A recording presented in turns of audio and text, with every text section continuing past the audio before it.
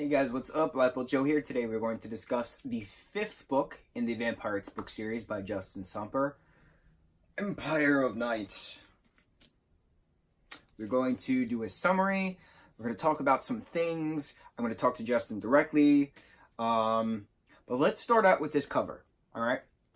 This cover has nothing to do with this book because there's no burning pirate ship ever referenced in this book. Also, Sidorio doesn't have hair, according to the descriptions, that Lady Lola Lacqua has instilled upon us. I'm curious if this is a throwback cover to when Connor led the crew of the Diablo to first defeat Sidorio and Stukely and the 3 other renegade vampirates. What was that? Book 1? Book 2? I think it was like book 2. It was book 2 because Stukely was alive. And this is Sidorio running from the flames because that's what happened. But this scene had nothing to do with this book, first and foremost. Okay, moving forward. Now, this book is awesome because all vampire books are awesome. We have a basic summary, which is not basic. All of our main characters and secondary characters are back. How do I start this? The book starts at the end. It starts out with Connor and Sidorio going into a room after Sidorio has given his son 2 gifts and he's about to receive his 3rd gift, and Connor, shares blood with Sidorio, and Connor's like, yeah, I've done this before.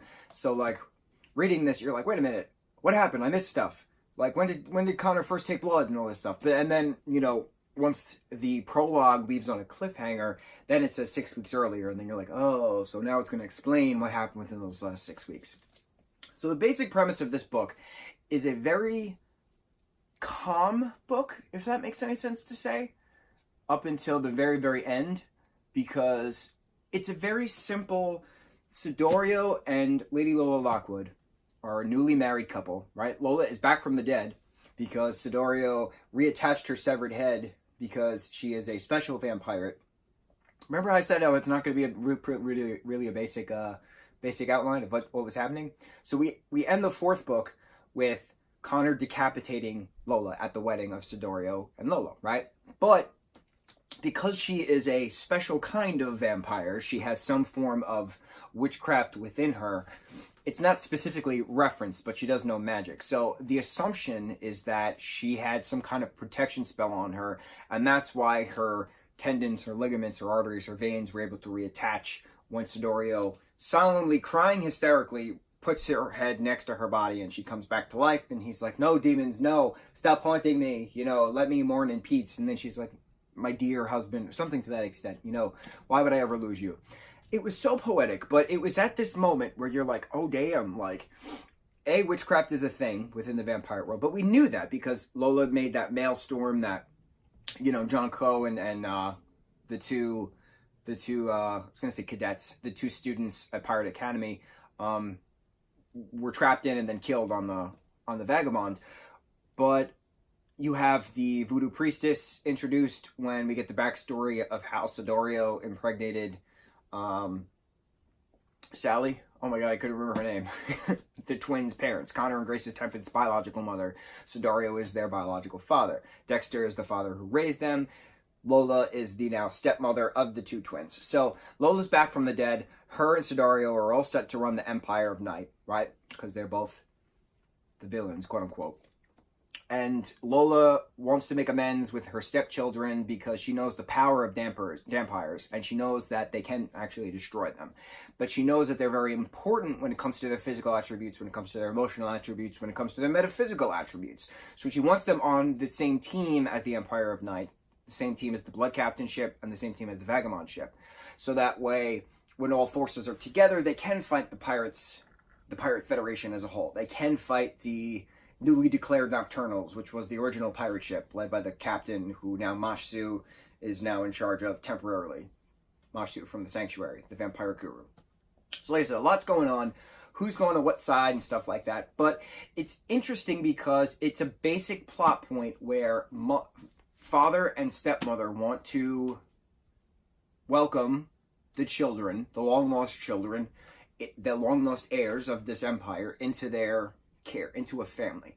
And Sidoriu gets emotional a lot of times in this book. Lola gets emotional a lot of times in this book. Grace gets emotional a lot of times in this book. Connor cries hysterically a lot of times in this book. Connor Tempest, or Connor Quintus Antonius Sidoriu, is an amazingly well thought out character because he has a lot of layers to himself. He is so troubled and confused, and he wants to know where he belongs in the world, that this future world that he's been a part of. He originally thought he was mortal, then he finds out that he's a vampire, half mortal, half vampire, but he wants to just stay a pirate. He wants to stay in the pirate world, but he can't because he knows he needs blood.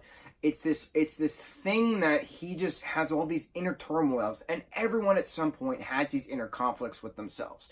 I know on an LGBTQ front, speaking from experience, you have these questions of where do you fit in, where do you belong, what's accepted, what's not accepted, why can't you be happy when others can be happy. But then now in this current climate, you know, a lot of people can actually be happy with being comfortable for who they are. Love is love, all those lovely hashtags, etc. But to see that in a other aspect of where do I belong, what duality do I actually belong in, this pirate aspect, this vampire aspect, this damper aspect, this mortal aspect, where do I belong? And Connor's inner turmoil becomes prevalent throughout the plot of this book, because how Connor eventually gets to Sidoriu, how Grace eventually gets to Lola, how the twins get to go to their parents. Now, Stu Kelly is now given a task to get Connor to the ship, to get Connor to the Vagabond, to get Connor to the Blood Captain, to the Empire of Night. Johnny Desperado, so Jess Stu Kelly and Johnny Desperado, the two wonderful lieutenants of the Blood Captain, are back. And awesome in this book, by the way. They are now tasked to get, Johnny is now tasked to get Grace to the Vagabond, to get Grace to the Blood Captain. So that way, everyone can come together. The twins were very subjected at first, but they eventually caved when they realized that they were going to be on secret missions. So Captain Cheng Li of the Tiger, who is Connor's commanding officer, instructs him that he is going to go to the Vagabond. He's going to go to the Blood Captain on a mission, and he's going to report back to them to get all the information he can, so that way this war can stop. Grace is going to have the same mission, but from Mosh Guru, from Lorcan, from Darcy's side. Darcy Flossman, Lorcan Fury, Mashu, the Vampire Guru. That rhymes. Mashu Guru. I'm pretty sure that was intentional, so kudos to you, Justin, for doing that. So Grace accepts the mission, Connor accepts the mission, they both go. Grace astral projects to get the information to the Nocturnals on the Nocturne. Connor goes on a daily swim and meets with this fishtail. Mermaids are brought into this.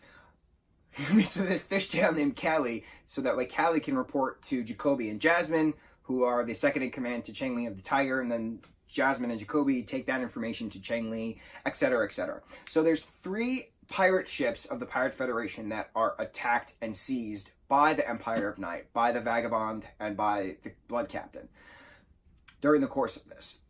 And some of the information didn't get to Cheng Li in time. Some of the information Cheng Li decided to hold for herself. Kate and Bart are also a part of, on loan from the Diablo, Luca Rath ship, the Diablo, to Cheng Li's the Tiger during the course of this. So, one ship is taken, I forget the name of the first one, the Albatross, which was piloted, which was captained by Narcissus Draculus. Narcissus, I think that's how you say his name. Narcissus, whatever, Draculus. His ship where Jez died, so Jez led that fight to then kill Narcissus and let his killer actually go, which is pretty cool on that front. So then Jez took the Albatross, and then Johnny took the Diablo. Did Johnny Desperado take the Diablo? Did Jez take the one of them took the Diablo. I don't remember. There's a lot of fight, a lot of conflict going on throughout this book. One of them took the Diablo. But in the process, no. Lola did. Lola did? Lola killed Maluko. That's the point of this story. Lola kills Maluko Rath, and she drains him dry, props him up on a balcony at Ma Kettle's Tavern, and Matilda Kettle who's been claiming of being old and stuff, has this heart-to-heart with Sugar Pie. They're both teary-eyed, and Sugar Pie's, you're not old, Ma, and she's like, no, but I am, and like, etc. So then, like, she eventually sees the shriveled up brazen corpse of Maluko on the balcony, and she goes into hysterics and breaks down. So there's a lot of crying in this book. A lot of crying for protagonists, antagonists, to show these whole roundabout characters. That not everyone is good, not everyone is bad. That there's good and bad in everyone, and etc., etc. That what you think is bad to you might actually be good to somebody else. And it was neat exploring that. I'm going to stop pointing this around because I'm getting nervous. I might throw it. So 3 Pirate Federation ships are now a part of the Empire of Night. The Something, the Albatross, the Diablo, the Vagabond, and the Blood Captain. Now, going back to Callie. Callie is a fishtail, which is a mermaid. It's a mermaid. So that brings in more of the supernatural mythology brought into effect.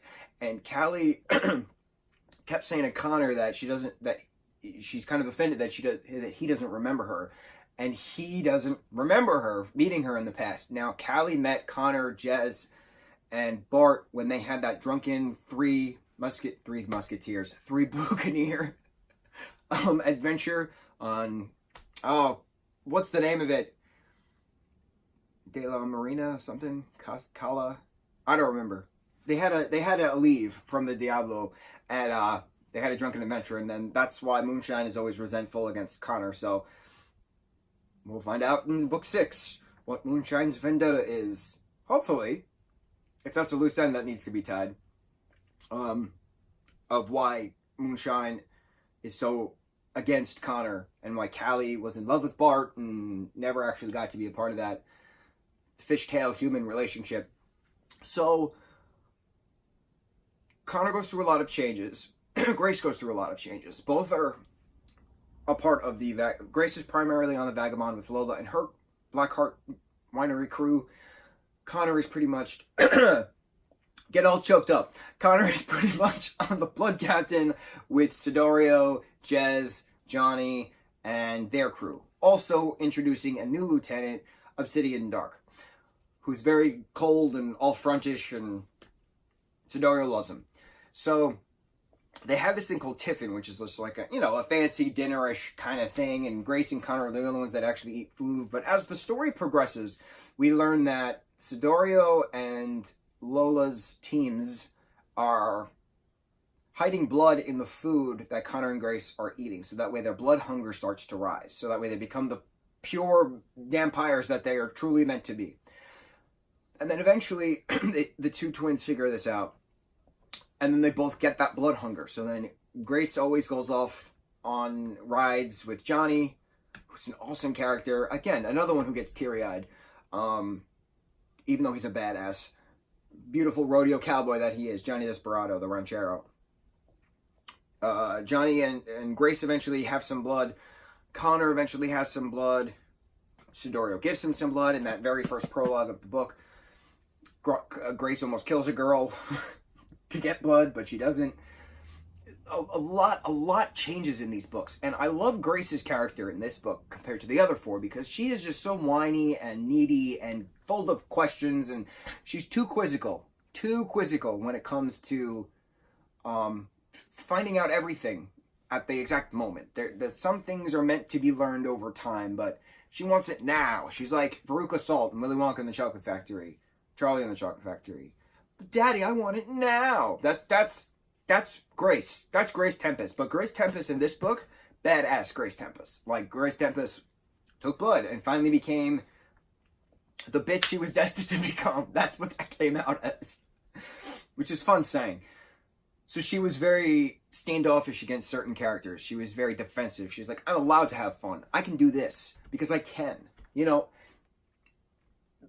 Knowing that she's better than certain people, and because of that vampirism, that she got to go forward in it. And I don't think Justin intended for it to come off that way, but that's how it came off. And to show the emotional, distraught side of Connor and the badass bitch side of Grace, I thought that was a very nice difference compared to the other characters, compared to the other versions of them that we've seen. But that's very important about this series, is that the characters change. Lola, for instance, we're first introduced to Lady Lola Lockwood in the 4th book, right? And she is a horrible, horrible, but very important villain. She shows so much heart in this book because she genuinely wants this empire to grow. She genuinely wants the family to stay together so that way the empire can thrive. Yes, she has these, superseded plans, but Siddario as well. Siddario is this terrible, horrible, no good, very bad guy. But he has shed so many tears in this book that you did not expect. He gets so emotional when he sees Grace in a dress, and he's like, for the first time, and he's like, you look just like your mother. And he gets emotional with Connor, and he gets emotional with Grace some more, and he gets emotional with his wife, and he gets emotional with his lieutenants, and you just don't expect this badass brute force wall of muscle who's killed by Caesar, and he always reminds us that he's killed by Caesar. You don't expect him as a villain to be so real. And I always get flashbacks while reading these particular characters to how Ryan Murphy handled the character of Twisty the Clown in season 4 of American Horror Story Freak Show. Twisty is a villain. He is a villain because he kills people. He's a villain because he kidnaps children and he murders people and etc. But then we get his backstory from Edward Mordrake on the night of Halloween, when Mordrake's, conjoined head twin, the demon, as he calls him, whispers, and he says, we're going to take the pure soul. And then they give the ability to Twisty to speak. And Twisty, as a real clown, was a little slow and a little different. And rumors happened that he was, touching children and stuff like that at a particular circus in the 40s. Because Freak Show takes place in the 50s. And he just couldn't bear it anymore. And he's like, no, but I'm a good clown. I'm a good clown. And he tries to kill himself with a shotgun, and it didn't work. And he blew his face off, and that's why he wears this mask. That he's still alive, but he wears this mask to hide his scars because he's a good clown. And he knows he's a good clown. But his version of good is people's version of bad. So him killing the parents of the children to make the children happy was good in his mind. Obviously, it's immoral. It's a bad thing to do, but in his mind, he thought it was good. So you feel for this character because this character doesn't know that he's actually doing wrong. He thinks genuinely in his heart, in his soul, that he is doing right, but he's not. And that's what's important about these characters. Siddario and Lola genuinely believe that they are doing right, that they're doing good with their children, but they're not. And that's why they get upset, because they don't understand why their kids can't understand. Prime example why I'm using the Twisty the Clown reference to Siddario and Lola is Bart Pierce, right? Connor's best friend Bart, the hunky Australian as Lola calls him, which I laughed my ass off, by the way. Kudos to that, Justin. Connor and Kate, not Connor, Bart and Kate are a part of the Diablo and their Maluco's crew. I can't talk. Words are not working today. Bart gets a message from Callie saying Connor's not coming back because he's accepted being a vampire and he hates it, but he's going to learn to deal with the blood hunger and he doesn't want to affect anyone. He doesn't want to affect the mortals on the Tiger within the Pirate Federation. Bart says, oh, hell no. Doesn't actually say it. He could have. I would have believed it more. Hops on a light boat and follows Callie to, the Vagabond, the Blood Captain, and the other pirate ships that are now within the Empire of Night, the fleet. Sneaks aboard the ship, sneaks aboard the Blood Captain. Jez, Johnny, Siddario find out, but everyone's cool about it. Jez is like, oh, what's up? Dude, I haven't seen you in so long. How have you been? And, you're like, wait a minute, what? How is this friendly? No one's attacking each other right now. You're like, oh, interesting. And then Siddario finds out, and Connor's like, oh, my friend visited for the night. Is it cool that he stays? And Siddario's like, yeah. Any friend of yours is a friend of mine. Bring him to dinner. Give him some nice clothes. Your stepmom's not going to like it if he's dressed like that. And you're like, wait a minute, what? All of these, badass fights, badass characters are just copacetic right now with this situation of Bart literally just smuggling himself onto a ship. And you're like, oh, interesting. Something's going to happen. And something happens. So Bart goes to the Tiffin. Everyone's friendly. Bart has a very heart-to-heart with Connor. Connor's also... How old is Connor in this book? 15? I think 14, 15. Bart is 23, something like that. So there's 7-8 years between them. But they have a beautiful friendship, a beautiful bromance. So then they eventually say their goodbyes, and Bart realizes that Connor does need to be long here because he understands what his friend is saying, that he doesn't want to hurt anyone unintentionally because of his blood hunger, the fire in his eyes. And when Bart saw the fire in Connor's eyes of that thirst, he's like, oh, I get it. Unfortunately. So they say their goodbyes, they go. Lola sneaks onto Bart's boat and then kills him.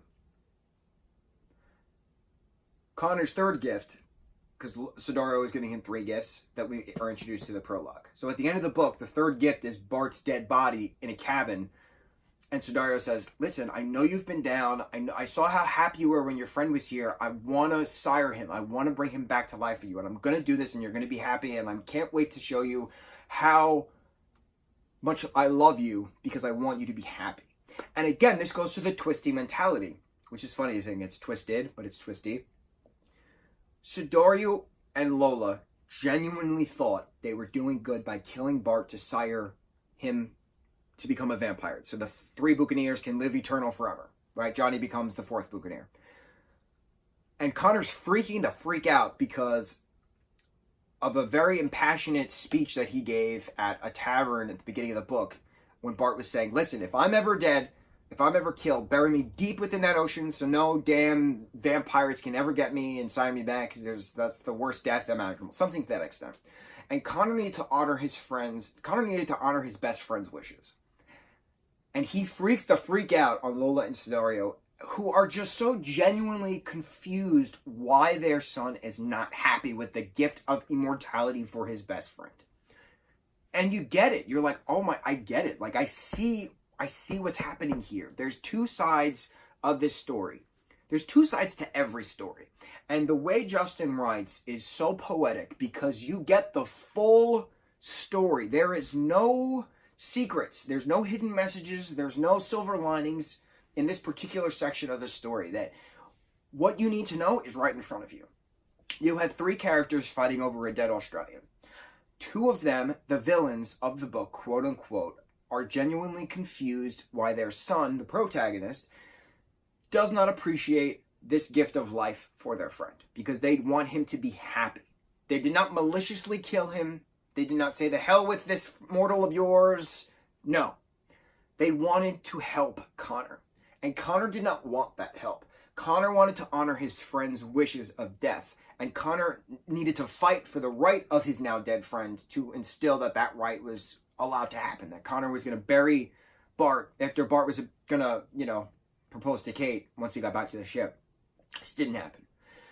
So to see that poetic justice of, not even poetic justice, but just poetry, simple poetry of these characters on 2 sides of the story, literally venting to each other.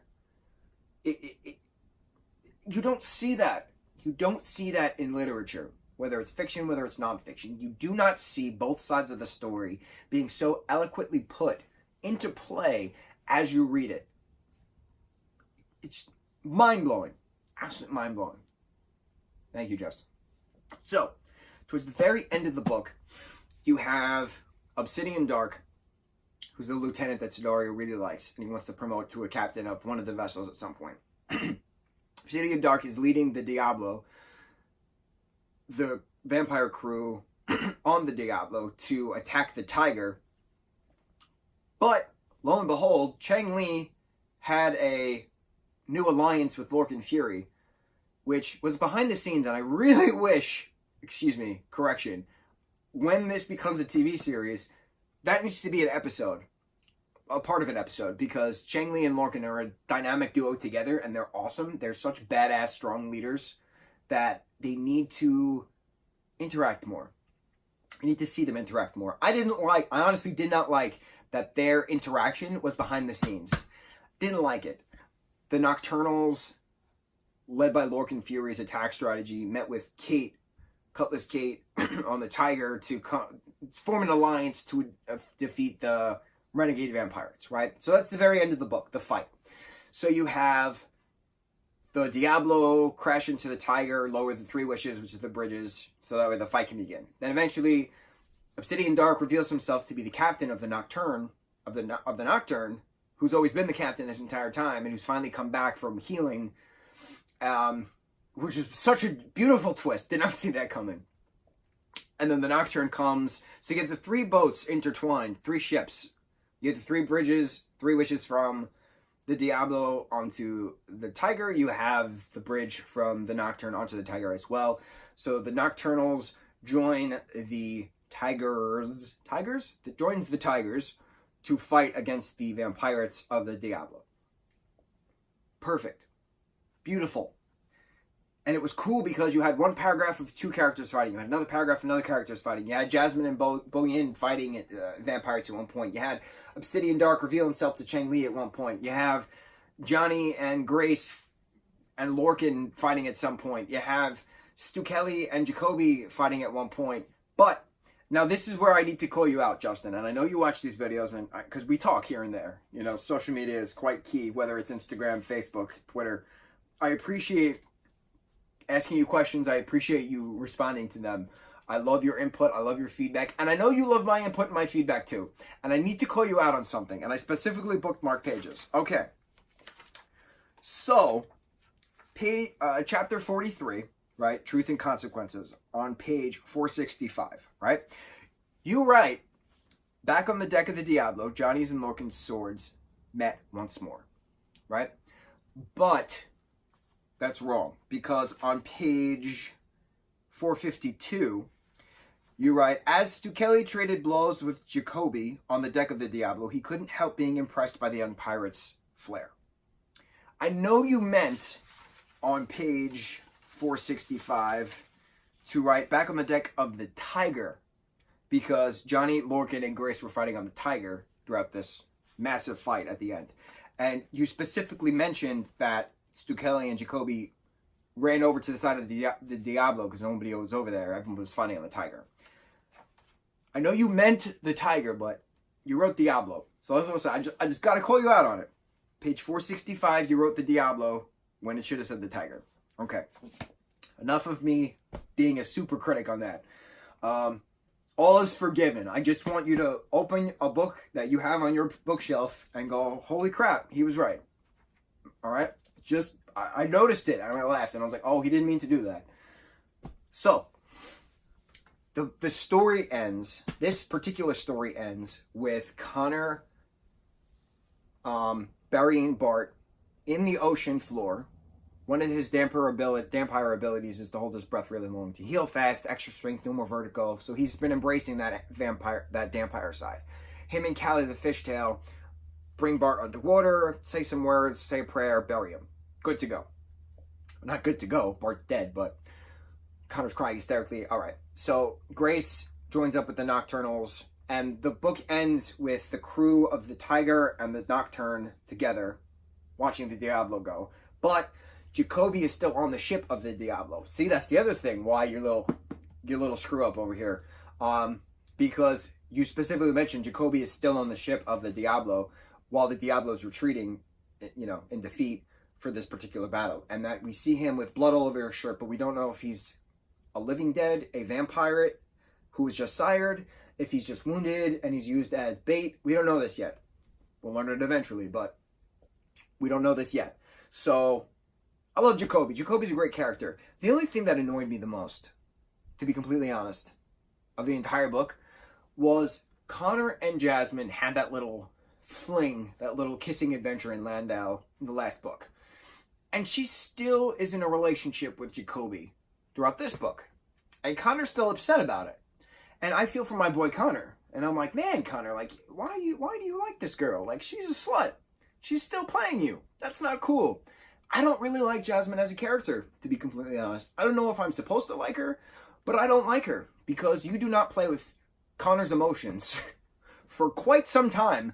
Months of time, while still being in a relationship with Jacoby. And then poor Jacoby thinks everything's all copacetic when it's not.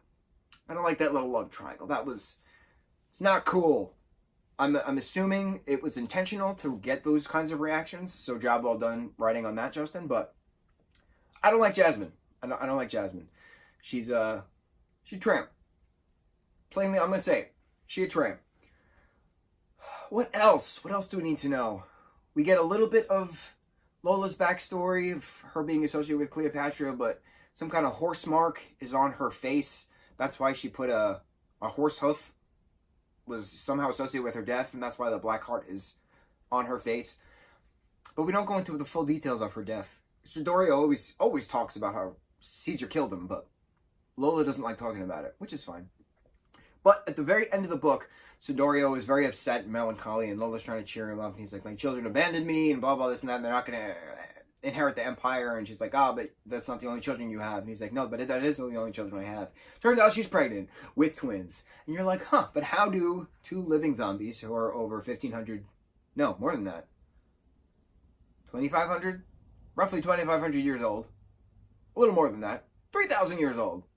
How can they reproduce? Magic, you see. Because Lola has got witchcraft in her. And it's very important to not forget that. This is a supernatural story. There are mermaids, which are called fishtails. You have vampires, who are pirates. You have land vampires. You have werewolves that are mentioned, which are never talked about again, but you have werewolves. You have voodoo priestesses. So witchcraft is brought into this. Witchcraft is literally a thing. So it's a matter of what coven is associated with what coven. The captain of the Nocturne, Obsidian Dark, knows witchcraft by instilling mist anywhere he goes. Lola knows witchcraft. So vampires can reproduce with witchcraft. I can't talk. So there's a lot of very specifics that you need to remember about this series. It's not just human versus immortal. There's a lot of different sects of this series, of this universe that Justin's created. A gorgeous, beautiful universe. The most emotional yet. Did not expect to get so teary-eyed while reading this because you feel for these characters. Exactly how I explained, and I know I'm repeating myself, Twisty the Clown is the perfect example of how Sidoriyo and Lola were acting throughout this entire book. They genuinely thought they were doing good, but in actuality, they were doing bad. All right. So, we talked about the book. I called you out, Justin, on the little tiger and the little Diablo mishap, which is okay. It's all right. I do expect a pat on the back at some point. Thank you very much. Future reviews to come, I'm going to discuss the 6th book, obviously, when I finish it, because it's the final book. But I'm also going to discuss, in a pitch to producers, how to actually make this series, because there's just so many ways to actually do this. We're going to discuss the right way how to do this as a TV series, because it's a Game of Thrones style TV series. How it's written, how it's portrayed, how I talk about it, how people talk about it. That's how this is. The other thing is, because it's a future book, it takes place post-apocalyptic. Technology is not really a thing, but because it's always future, I always assumed there were certain characters with some form of bionic limbs or cyborg eyes or something to that extent. Nothing too dramatic, but I always have this vision of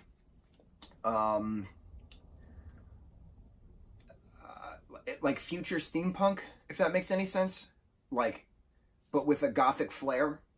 Because of Lola's crew is all like gothic chic, right? But then you have that pirate chic aspect, that rustic chic of the pirate world. You have the gothic chic of Lola's world. But it's future, but it's like steampunkish, because like this is after technology has all died. Because there's not reference of computers or cell phones. They're literally using messengers to get messages across from each other. So you got to think of it in a certain way, and to have that future steampunk mindset, which is a gorgeous scape. If you just Google steampunk or future steampunk, beautiful, beautiful designs. But that's how I always saw this particular series, and that's how the series needs to go forward. The television series needs to go forward. That's it. But like I said, we'll discuss that on other reviews. I apologize for the length of this video, but all of the Vampire reviews have always been lengthy because there's a lot to talk about. Justin is a very important writer because he writes from the heart, he writes from his own turmoil, he writes from his own questions, he writes from his own need for acceptance.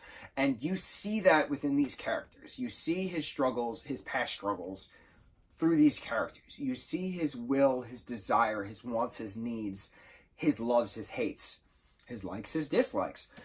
He is a very important clairvoyant as well, might I add, because there is no way in hell anyone with a non-metaphysical mindset can actually write these aspects of these characters. Not a shot in hell. You cannot write anything about metaphysics without having a basic understanding on how energy works. And he knows how energy works. Justin, you know how these things work. I know you do. Because you would not have been able to write these books so beautifully if you didn't know how that works. If you didn't know how metaphysics works. Astral projection, clairvoyancy, the whole being a medium thing, which you don't really get into that many things of ghosts, but you do talk about the premonitions and stuff. The next book obviously talks about the prophecy of the twins, which we'll get into because we'll talk about book 6 after I reread it. But that's my point. Justin does his research on a historical front, but he also knows what he's talking about when it comes to reality of certain aspects that people don't like to talk about. People don't like to talk about same-sex couples, and yet he writes about same-sex partners being vampirate and donor. Good. People don't like to talk about metaphysics, and yet here he is, entire books about metaphysics set within a vampirate, mermaid, werewolf, pirate, and then vampire mindset. Witchcraft, voodoo, gurus, the list goes on and on. So, in another review, remember I said one review is going to be about the 6th book, another review is going to be about the pitch to producers on how to make this series. Another review is going to be talking about the future moving forward of spin-offs and other things that need to be addressed, loose ends that need to be tied up. That's all I got. My throat hurts. It hurts. I've talked so much, but that's the point. These books need to be talked about because they're important. Because Justin writes with relevance when it comes to these types of situations. You can draw on your own fears. You can draw on your own insecurities. You can draw on your own accomplishments and successes. But these characters are important because these characters are us. It's not just the outside demon. It's the inside demon that we need to worry about. And these characters worry about both. Genius. So thank you, Justin. On to book 6. Mucho mahalo.